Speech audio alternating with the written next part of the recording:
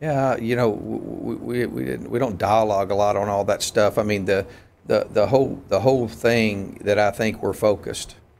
I mean that's the whole thing. You just got to be focused. You got to be focused on getting better.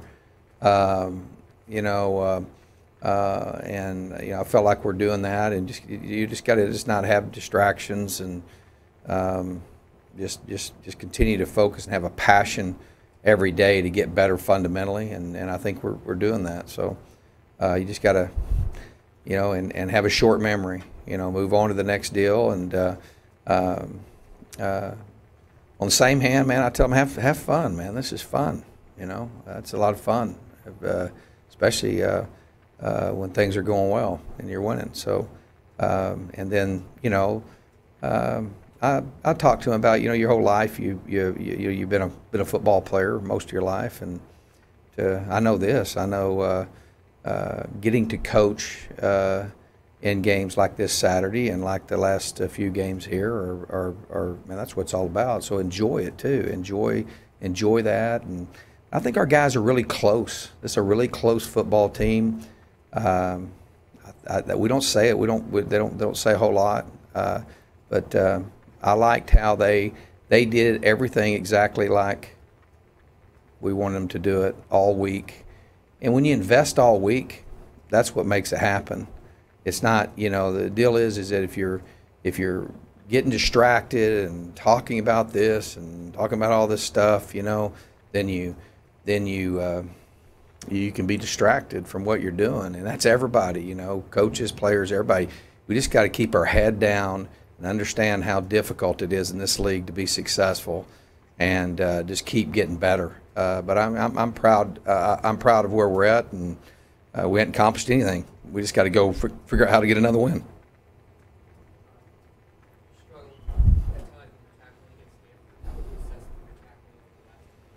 I think it's gotten better. I think that was our big focus in the off week was to was improve fundamentally in our tackling, and we thought there were some things that we could work on, and I think we're getting better. I think we've gotten better every week and every day, every rep as a football team, and we just got to continue to do that because anything we've done at this point is not good enough to get where we want to be.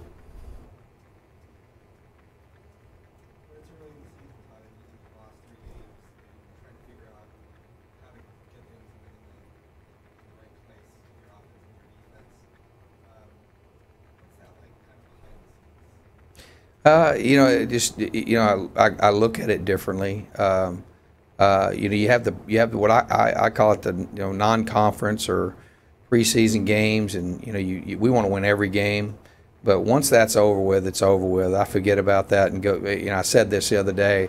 I really think that um, uh, the lost my truck. I got a guy fixing to get fined here coming in late. The what was I saying? I think that what were we talking about? Yeah, we're 3-1, right? I think that's what we are. Conference, is that what we are? And once you've lost one, you can't lose anymore. So the way I look at that is differently. So the key is getting better every week and figuring out how to win the next game. And you want to win all the non-conference games and all that. But the key, our goal is to be Pac-12 champions. And so to do that, you got to get better every week. And I think we've done that. And I don't really, behind the scenes, I mean, we're just grinding, just working. And I love it. I mean, I love coming to work every day. And I think our players really love each other and care about each other, and it was a very close group. And I think tough people come out of tough times. The point I was going to make before I got off track there was this. In 2013, which I know, we played a tough schedule. It was a tough schedule. We had played Wisconsin. I think we wound up getting beat by Notre Dame around sixth or game or something like that. I don't know. But man, we played a hard schedule. We think we've played a hard schedule, and I think we've been in, and we've kind of been through it. I like that we've had it. We've been through the. That's kind of what we were talking about yesterday. Just talking about that we've been through the hard times. and I think it builds character, and I think it builds toughness. And I think you get to a point where you realize what it takes sacrifice-wise to get there, and these guys have done it. So I think that's kind of behind the scenes. Is I think there's a lot of confidence building with our guys because we've just kept our head down. We haven't, just kept plugging, kept getting better, whether it be coaches, players, whatever. And we got a good football team, and I think we're confident in that. So that's kind of what I feel is that, there's such a fine line between winning and losing. It's amazing to me, but it's awesome. I love it. I mean, I love getting to do this, and I think obviously be a sold out crowd this week. I encourage people to get their tickets as quickly as possible, and I hope we do everything we can to have as many people without violating the fire code. So. Is it validating of the culture in light of last couple seasons haven't gone the way you wanted, this season didn't start out the way you wanted, you guys still kind of buying in and digging in? Yeah, I don't think we validated anything. We haven't done anything. I mean, we go win the next 8 games, and yeah, we validated ourselves. But I'm not really thinking about that. I just love to compete, and I'm having fun. I'm having fun with it. I mean, it's just a fun deal to be associated with, especially when you've been through kind of the muck and you've had as much. Because I'm telling you, you guys know how I feel about change. It's not something we don't change anything. I mean, we don't change. The times are all the same. Coach Cassidy, everything's exactly the same. If it was up to me, we wouldn't have but a home and away uniform. We wouldn't have. It was up to me, but it's not up to me. Obviously, I don't play, and I'm not a recruit, so we're going to have a few more uniforms. But so you got to be smart too. You can't be stupid. But I just I think that. I don't know. I think you can overanalyze all that stuff. I think I'm just having fun, man. I'm having fun coaching. I'm loving developing this group. I think we have a very. I love the humility of our players and our coaches, and just how we working together. It's been fun, man. I mean, it's fun working. Whereas we have interaction between our offense and defensive staffs, offense and defensive coordinators. I've worked with basically consult with them on both sides of football. I mean, it's just been a lot of fun. We've had a lot of fun working, and then to see it. There's nothing like teaching and seeing kids get it. And our players deserve all the credit because they're the ones that have the investment. And I do think the fact that we've been here and we haven't compromised our values and we have a culture is the reason why it's producing discipline, and it's why we're getting better. Expect AJ to play. He wasn't able to practice last week, and I think we made a smart decision not trying to get him to play, and so I expect him to be back. I expect. I think you'd have a hard time keeping him off the field, but obviously too, you got to practice too. So we'll see how that goes. We're pretty healthy. Other than that, we other than bumps and bruises and things like that. But I expect Jalen Harvey to play. I expect AJ to. Who else is there? Doug. Steve is fine. Yep. I always go out there and tell them they're fine. I'll let them know when they're hurt. Kyle's good to go.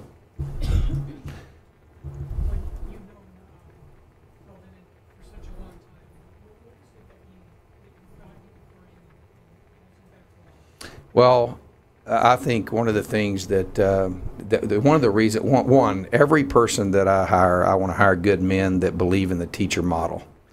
That's first and foremost, and that means you got to love your kids, man. You got to love this. You got to have a passion for it, and you got to be a guy that embraces our philosophy first and foremost.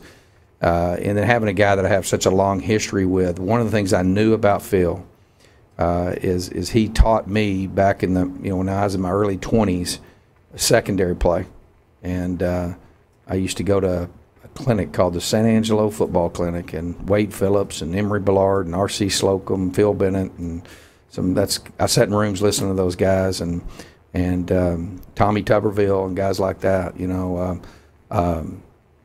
So Phil was a guy that I learned. So I knew he was a great developer of defensive backs, and so we knew that we were going to have a large turnover as far as some by design and some by not by design. But we knew we needed to have dramatic changes in personnel in the secondary, and he's the best I know at developing DBs. And the way he and I work together is it's just been.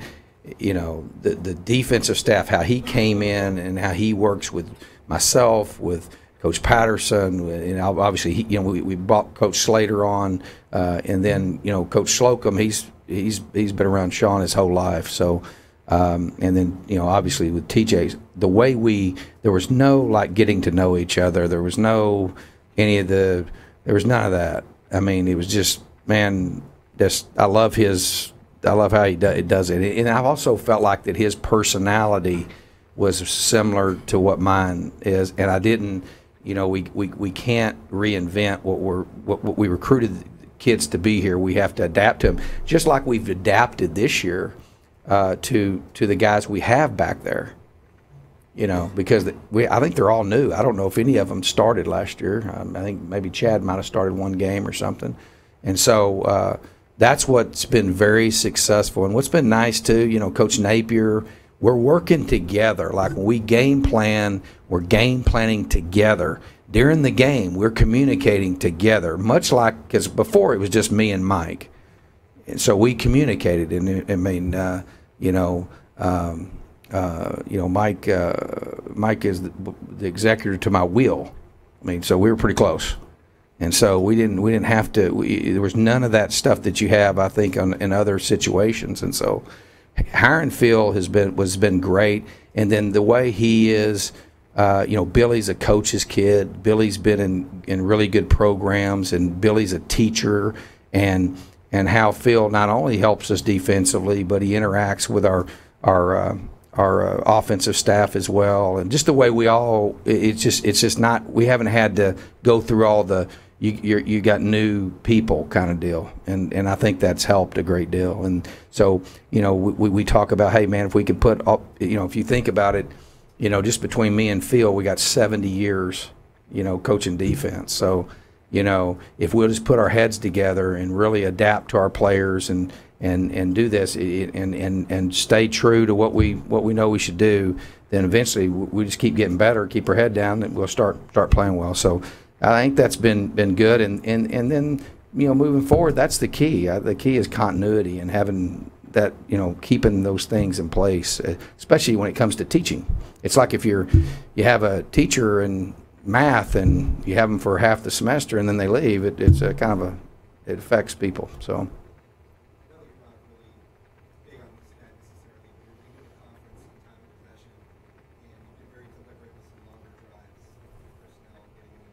I think that's what I was just talking about, is that people think that you just want to win games, and so one of the things, this is 2017. So in 2017, as we evolve and we see what our strengths and weaknesses are, we've game planned to that, and that's something. Snaps is what is the most important thing. So it was 70 to 65. That's 15 more snaps. So we had 15 more snaps than Utah had, and I think that gives us a better chance to win. And the time of possession is not. It's not always true, but I like that stat. I'd like to be there the rest of the way, but I mean, because it says that you're making first downs and you're doing some things right. So. But when you also too, it's a little bit different sometimes because our personality of our team's been a little bit different. When you're a high point scoring team, then you have to kind of adapt to what you're doing. But that's what I think we're doing a good job, is we are evolving and we're adapting. And how you do that is you stay focused and you stay humble. That's how you do that. really, I think Jamarcus is having a great year. He's another guy that, I mean, just has gotten better every week and continued to getting better in how he presents. He's our strong safety, and just with his stems, his disguises, just being a smart player, being a complete player. He is really growing, and he's just scratched the surface on how good I think he can be. He's really done a good job.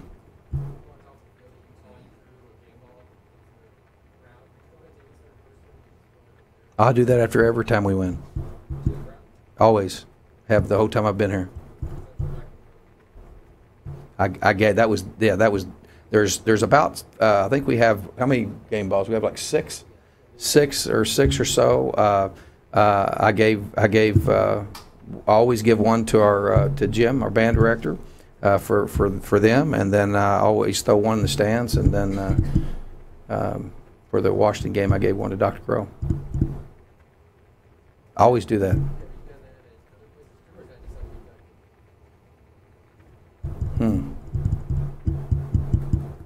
I don't know. I think I've just done that here. Is there something wrong with that? Is that illegal or something? No, I don't know. It's just my way of saying, man, I appreciate you. I've always done that here. I used to have these different kind of tops they'd give you, and so I would throw those up there too. Yeah.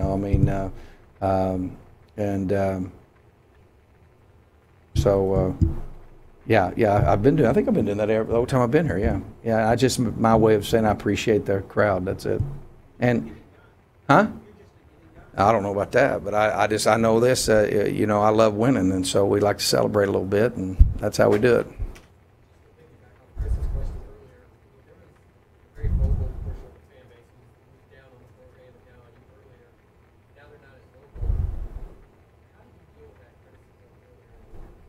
Just like I said, I mean, I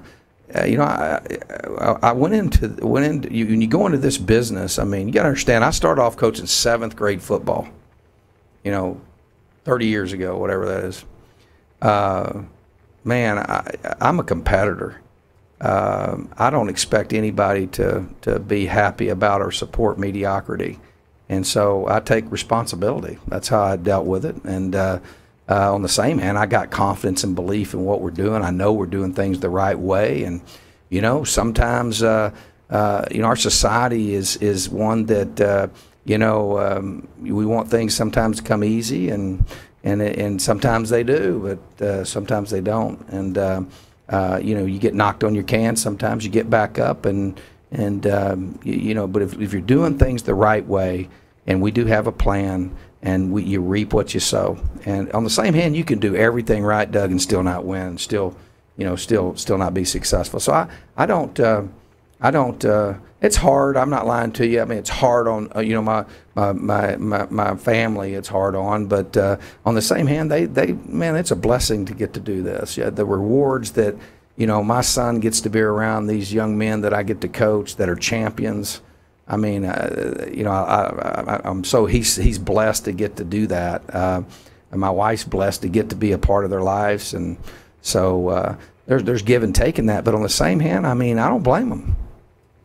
I mean, nobody more disappointed than I was, and frustrated, and too, I think that I wasn't doing a very good job.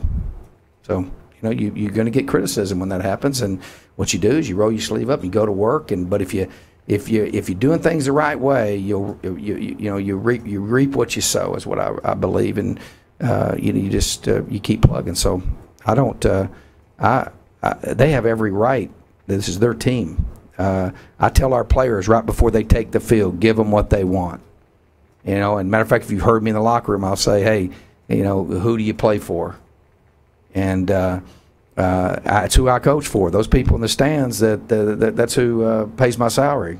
So I don't blame them one bit. On the same hand, I don't want to. I want to win. I'm a competitor. No one has higher expectations than I do. So, it's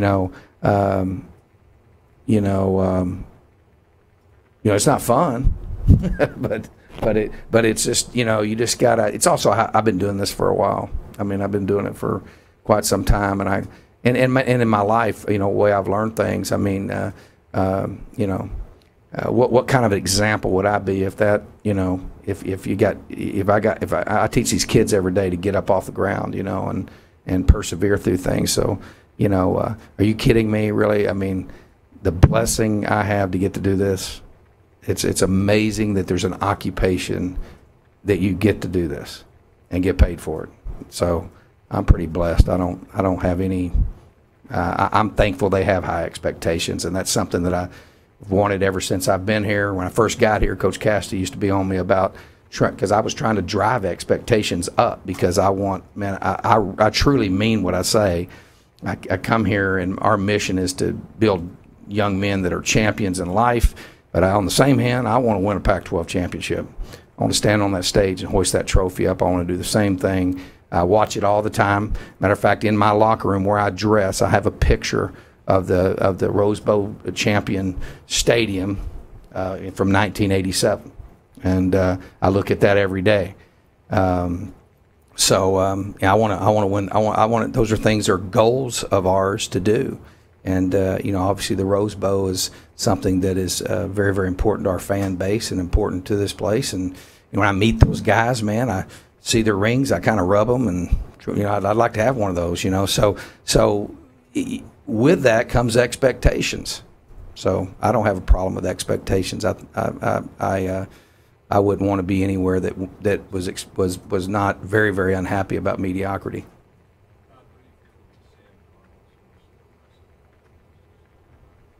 And he's got his one. I think he's tough.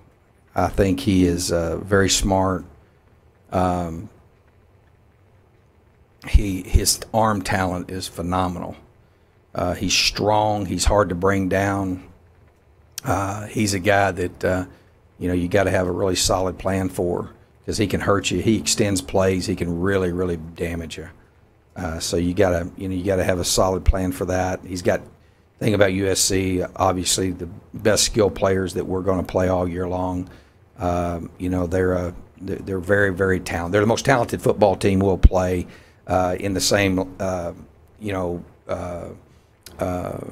lines as Washington and probably SC are probably the two most talented teams just physically. So he's got some really great running back, and he's got great receivers, and that's the strength of their team, is their offense.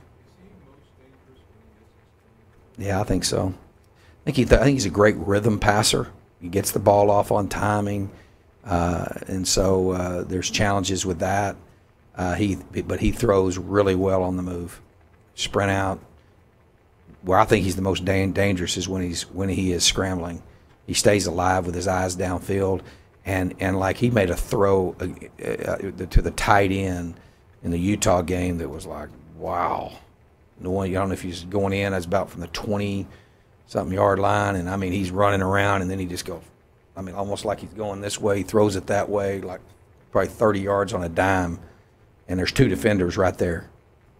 I mean, he can throw into the small windows, and he's really good at, he can be leaning one way and throwing the other, and so he's pretty special.